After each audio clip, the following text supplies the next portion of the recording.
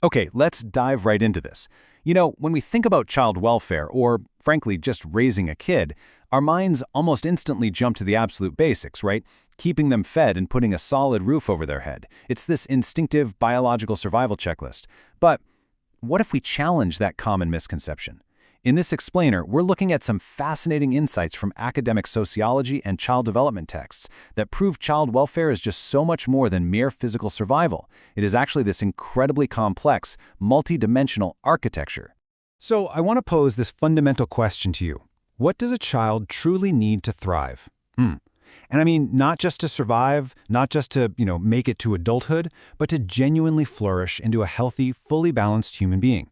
Well, we're going on a structured journey today to answer exactly that, stepping away from the guesswork and really diving into established academic frameworks.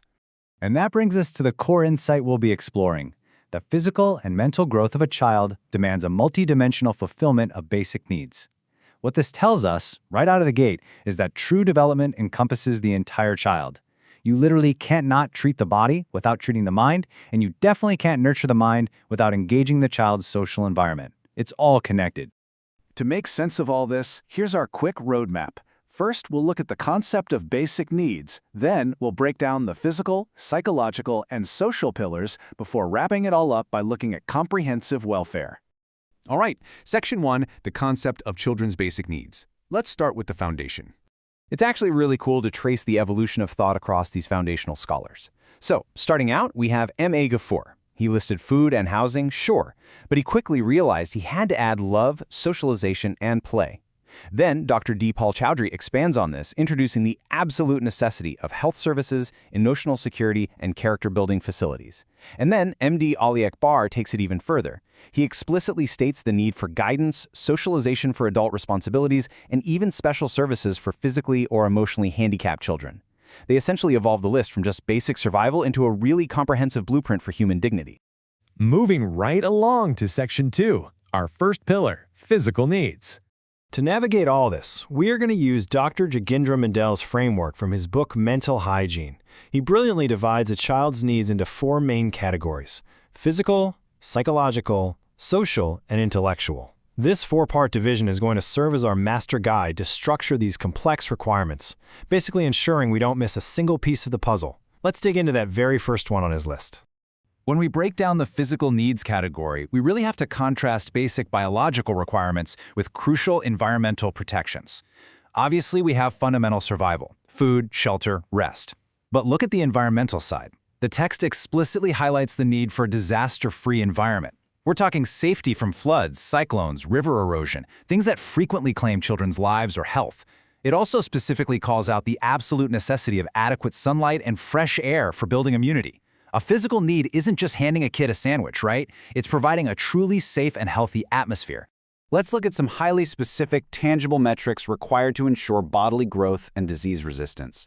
The daily diet must include proper ratios of protein, fat, and carbs.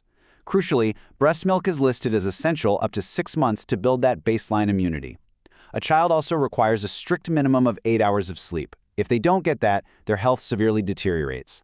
And the framework even details the necessity of weather-appropriate clothing, warm clothes for winter, light clothes for summer, as an active physical shield against the elements. Okay, so once the body is secure, the mind begins to speak. Section 3, the second pillar, psychological needs. Every single child has their own distinct internal landscape, totally filled with hopes, expectations, and a really strong desire to feel important. The psychological needs outlined here aren't just, abstract academic ideas, they are active drives.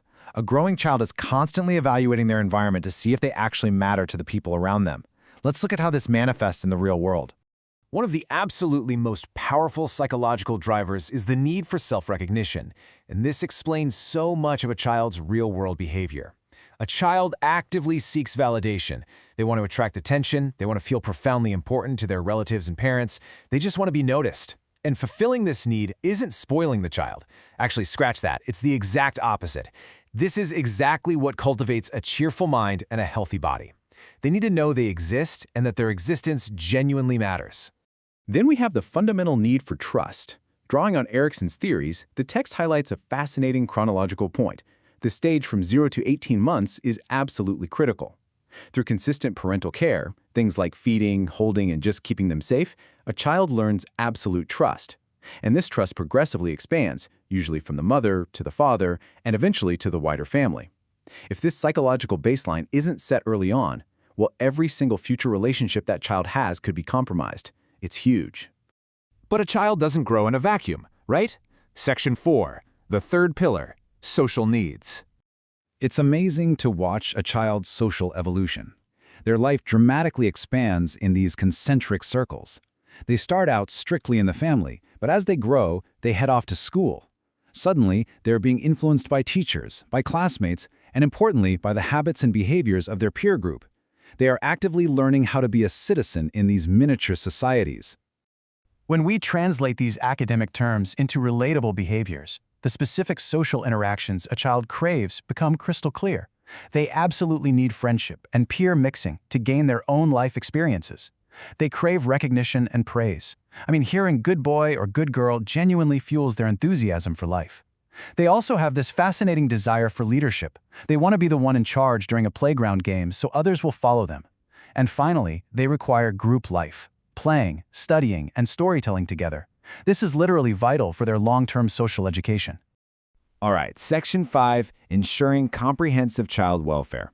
Let's bring this all together. Briefly, we absolutely must touch upon the final part of Dr. Mandel's framework, intellectual needs. Every child has this innate, burning curiosity to know new things. They want to understand their world, organize their thoughts, make judgments, and just become thoughtful individuals. And this intellectual stimulation, it is just as mandatory as vitamins or sleep. Which brings us to the core thesis of this whole explainer. Fulfilling all physical, psychological, social, and intellectual needs in unison is the absolute prerequisite for true child welfare. Society, parents, governments, we cannot cherry-pick here. You cannot provide world-class medical care but completely ignore a child's need for peer play. You can't provide a rigorous intellectual education but deny them emotional trust.